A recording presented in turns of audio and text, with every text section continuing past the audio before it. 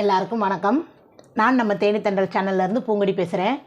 இன்றைக்கி நாம் இந்த வீடியோவில் பார்க்க போகிறது என்னென்னா, ஒரு ப்ளவுஸுக்கு எப்படி நாம் கூலி ஃபிக்ஸ் பண்ணுறது அப்படிங்கிறது தான். நம்மளுடைய நிறைய சப்ஸ்கிரைபர்ஸ் ஃப்ரெண்ட்ஸ் வந்து நிறைய பேர் கேட்டிருந்தாங்க.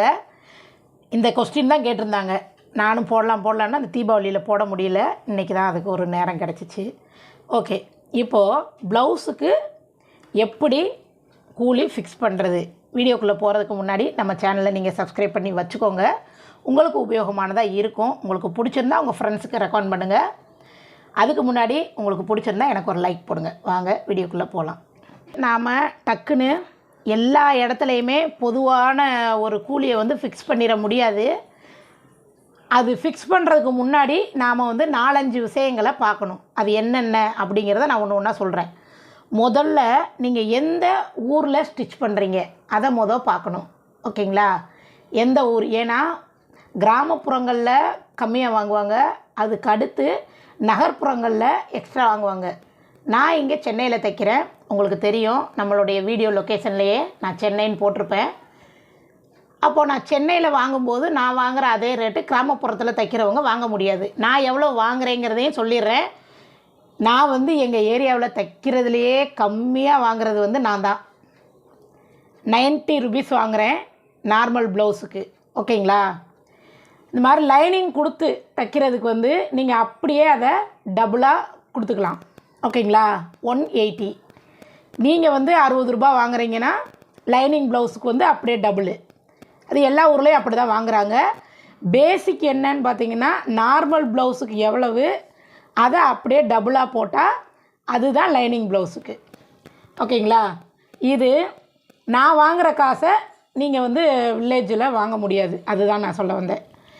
அதுக்கு அடுத்து நீங்கள் இப்போது நம்ம எந்த ஊர் அப்படிங்கிறத பார்த்துக்கணும். அதுக்கு அடுத்து உங்கள் ஊரில் ஸ்டிச் பண்ணுவாங்க இல்லையா, மெயின் டெய்லர், அவங்க வாங்குகிற அதே ரேட்டு நீங்கள் வாங்க முடியாது. ஏன்னா அவங்க உங்ககிட்ட கொடுத்துறதுக்கு நாங்கள் அவங்கக்கிட்டே பண்ணிக்கிடுவோம். ஏன்னா அவங்கள விட நாம் நல்லாவே ஸ்டிச் பண்ணால் கூட அவங்க வந்து ஒரு பேர் எடுத்து வச்சுருப்பாங்க. அதனால் கஸ்டமர் வந்து அங்கே தான் போவாங்க. ஃபேமஸ் டெய்லர் இருப்பாங்க இல்லையா, அவங்க எவ்வளோ வாங்குகிறாங்க அப்படிங்கிறத நீங்கள் தெரிஞ்சு வச்சுக்கோங்க. ஏன்னா அவங்க அளவுக்கு கேட்டாலும் தப்பாயிடும், அவங்கள விட நாம் அதிகமாக கேட்டால் அதை விட தப்பாயிடும். அதனால் அது ஒன்று, நம்மளுடைய ஊர், அதுக்கடுத்து மெயின் டெய்லர் எவ்வளோ வாங்குறாங்கங்கிறத பார்த்துக்கணும். அதுக்கடுத்து நீங்கள் இப்போ தான் டெய்லரிங் ஸ்டார்ட் பண்ணுறீங்க அப்படின்னா நீங்கள் ஃபஸ்ட்டு கஸ்டமர் பிடிக்கணும் இல்லையா. அப்போது வீட்டில் இருந்து நீங்கள் செய்கிறதா இருந்தால் ஏற்கனவே வீட்டில் இருந்து செஞ்சுக்கிட்டு இருக்கிறவங்க எவ்வளோ வாங்குகிறாங்க அப்படிங்கிறதையும் நீங்கள் பார்த்துக்கணும். உங்கள் வீட்டுக்கு பக்கத்தில் இருக்கிறவங்க வாங்கிறத விட நீங்கள் அட்லீஸ்ட் ஒரு 10 rupees கம்மியாக தான் வைக்கணும். அப்படின்னா தான் நமக்கு ஒரு கஸ்டமர், ஒரு சில கஸ்டமர் ஃபஸ்ட்டு வர ஆரம்பிப்பாங்க. நம்மளுடைய டேலண்ட்டை காட்டி அதுக்கப்புறம் வந்து ஆள் பிடிச்சிக்கலாம், அது ரெண்டாவது. ஃபஸ்ட்டு வந்து எவ்வளோ அப்படிங்கிறத தான் விசாரிப்பாங்க, உங்கள்கிட்ட எவ்வளோ ப்ளவுஸுக்கு அப்படின்றது. அப்போ நம்ம கூலி வச்சு தான் நமக்கு கஸ்டமர் வருவாங்க. அதனால நமக்கு பக்கத்தில் இருக்கிறவங்க எவ்வளவு வாங்குவாங்க அப்படிங்கிறத பார்த்துக்கணும். அதுக்கு அடுத்து ஒரு டிசைனிங் ப்ளவுஸ் இல்லை வேறு ஏதாவது எக்ஸ்ட்ரா அதில் தைக்க சொல்கிறாங்க அப்படின்னா நம்மளுடைய வேலை அதில் எவ்வளவு இருக்குது. இப்போ இந்த ப்ளவுஸை வச்சு நான் உங்களுக்கு சொல்கிறேன். இப்போ நார்மலாக நாம் ஒரு லைனிங் ப்ளவுஸ் தைக்கிறோம் அப்படின்னா நிறைய பேர் இந்த நாட்டு வந்து வைக்க சொல்ல மாட்டாங்க மேக்ஸிமம். ஏன்னா கொஞ்சம் வயசானவங்க வைக்க மாட்டாங்க, நாட்டு வைக்கிறது பிடிக்காதவங்க வைக்க மாட்டாங்க. அப்போது அவங்களுக்கும் நாம் நாட்டு வைக்கிறவங்களுக்கும் ஒரே காசு வாங்கக்கூடாது, வாங்கவும் முடியாது. நான் வந்து அந்த 180 rupees சொன்னேன் இல்லையா, இந்த நாட்டு மட்டும் என்னை வைக்க சொன்னாங்கன்னா நான் அதுக்கு 20 rupees எக்ஸ்ட்ரா சார்ஜ் பண்ணுறேன். ஓகேங்களா? ஓகே. அதுக்கு அடுத்து இந்த ப்ளவுஸில் பார்த்தீங்கன்னா இங்கேயும் நாம் டிசைன் பண்ணியிருக்கோம், இங்கேயும் இந்த நாட்டு டிசைன் பண்ணியிருக்கோம். அப்போ நமக்கு இதுக்கு கொஞ்சம் வேலை அதிகம். நாட் வைக்கிறத விட நமக்கு இதுக்கு கொஞ்சம் வேலை அதிகம். அப்போ இதுக்கு நம்மளால் எவ்வளோ சீக்கிரம் செய்ய முடியுதோ அதுக்கு தக்கன நாம் அதுக்கு கொஞ்சம் காசு போட்டுக்க வேணும், 20 30 ஏதோ ஒன்று. அதுக்கு அடுத்து இந்த ப்ளவுஸில் பாருங்கள் 3/4 ஹேண்ட் இருக்குது. நம்ம நார்மலாக தைக்கிறத விட நீங்கள் அதே காசு வாங்கினாலும் இந்த 3/4 வாங்கிக்கலாம். இல்லை அட்லீஸ்ட் ஒரு 10 ருபீஸாவது எக்ஸ்ட்ரா வச்சு வாங்கலாம். ஏன்னா 3/4 அப்படின்னு சொல்லும்போது அவங்களுக்கு ஒரு எக்ஸ்ட்ரா தானே. அதனால நீங்கள் அதுக்கு ஒரு 10 ருபீஸ் அட்லீஸ்ட் சேர்த்து வாங்கினீங்க அப்படின்னா அது உங்களுக்கு ஒரு இதுவாக இருக்கும். அதனால் நீங்கள் என்னென்ன அந்த ப்ளவுஸில் பண்ண போகிறீங்கிறத முதல்ல பிரிச்சுக்கோங்க.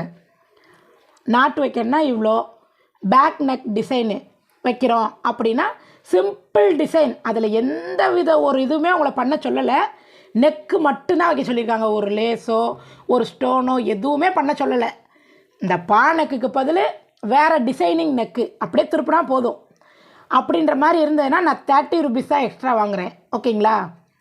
அந்த மாதிரி உங்களுடைய வேலை என்னென்ன இருக்கோ அதையெல்லாம் பார்த்து நீங்கள் என்ன பண்ணிடணும், பிரித்து அதுக்கு வந்து எவ்வளோ காசுன்றதை சொல்லணும். இதுக்கு அடுத்து ஒருத்தவங்க நமக்கு கமெண்ட் சொல்லியிருந்தாங்க, புடவை ஓரம் அடித்தா யாருமே காசு கொடுக்குறது இல்லை, ஃப்ரீயாக தைச்சிட்டு போயிடுறாங்க. அவங்களுடைய நேம் எனக்கு மைண்டில் இல்லை, சாரி. அப்போ அவங்க வந்து என்ன சொல்கிறாங்க, புடவை ஓரம் அடித்தா காசு கொடுக்குறதில்ல. இப்போது நீங்கள் ஒரு நாளைக்கு ஒரு 5 ப்ளவுஸ் அடிக்கிறீங்கன்னு வச்சுக்கிடுவோம். 5 ப்ளவுஸுக்குமே நமக்கு வந்து என்ன கொடுத்துருப்பாங்க, புடவை கொடுத்துருப்பாங்க. அப்போ 5 ப்ளவுஸோட புடவைக்கும் நம்ம ஃப்ரீயாக தைச்சோம்னா நமக்கு அதுவே ஒரு 1/2 hour எடுத்துரும். அப்போ அதுக்கு ஏதோ ஒரு அமௌண்ட் வாங்கலாமே. நீங்கள் ஃப்ரீயாக வந்து தைக்கிறாங்க அப்படின்னா அவங்க என்ன சொல்லுவாங்க, இன்னொரு டெய்லர் எனக்கு இது மாதிரி எனக்கு தைச்சி கொடுக்குறாங்க அப்படின்னு சொல்லுவாங்க. நீங்கள் அவங்க கொண்டு வந்து கொடுக்கும்போதே ப்ளவுஸை அந்த சேரீயோடு கொண்டு வந்து கொடுக்கும்போதே ப்ளவுஸுக்கு இவ்வளவு, லைனிங் கிளாத்துக்கு இவ்வளவு, உங்களுடைய புடவைக்கு இவ்வளவுன்றதை பிரித்து சொல்லிடுங்க. அப்போ ஆன் த ஸ்பாட்லேயே அவங்க சொல்லுவாங்க, புடவைக்கு வந்து பணம் கிடையாது, ஓரம் அடிக்கிறதுக்கெல்லாம் காசா அப்படிம்பாங்க. எனக்கு காசு வேணுங்கிறத நீங்கள் தெளிவாக சொல்லுங்கள். அதுக்கும் நான் தனியாக வேலை செய்ய வேண்டியது இருக்குது, அதனால் எனக்கு காசு வேணும். நான் எதுவுமே எந்த கஸ்டமருக்குமே ஃப்ரீயாக செஞ்சு கொடுக்குறது இல்லைங்க. எல்லாத்துக்குமே நான் தனித்தனியாக போட்டு காசு வாங்கிடுவேன். ஓகேங்களா? அதுக்கு தனித்தனியாக காசு வாங்கிக்கோங்க. நான் இது எல்லாம் தான் உங்களுக்கு நான் வந்து இந்த இதில் சொல்லணும்னு நினச்சேன். ஃபஸ்ட்டு நீங்கள் எந்த ஊரோ அதை பொறுத்து ஃபிக்ஸ் பண்ணிக்கோங்க. அதுக்கடுத்து உங்களுடைய ஃபேமஸ் டெய்லர் எப்படி ஃபிக்ஸ் பண்ணியிருக்காங்களோ அதை விட கம்மியாகவே வாங்குங்க. இப்போ சென்னையில் பார்த்தீங்கன்னா லைனிங் ப்ளவுஸுக்கு 250 ரூபா வாங்குகிறாங்க டெய்லர். ஓகேங்களா? நான் 180 ரூபா வாங்குகிறேன். அப்போ 70 ரூபா டிஃப்ரெண்ட் இருக்குது. இப்போ இவங்க என்ன நினைக்கிறாங்கன்னா, 2 ப்ளவுஸ் இவங்கக்கிட்ட கொடுத்தோம்னா நமக்கு ஒரு ப்ளவுஸ் தைக்கிற காசு ஃப்ரீன்ற மாதிரி ஆயிடுச்சு.